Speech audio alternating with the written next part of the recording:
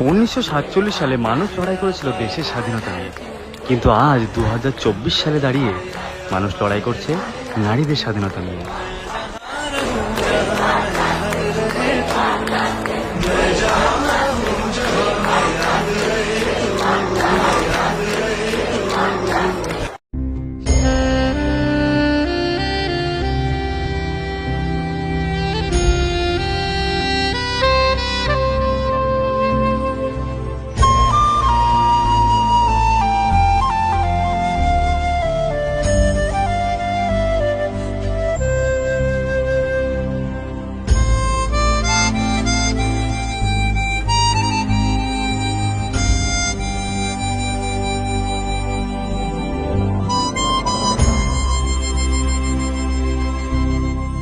মা, আমি ডাক্তার হব, করব মানুষের সেবা।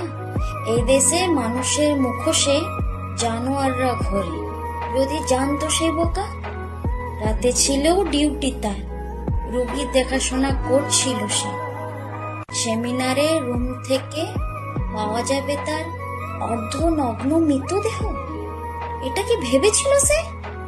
নিরাপত্তা নেই এই দেশে, ঘুরে বেড়াচ্ছে সব রাক্ষসের দল। সেমিনার রুম থেকে আওয়াজ আসছে, আমার দোষটা কি ছিল একবার শুধু তোরা বল।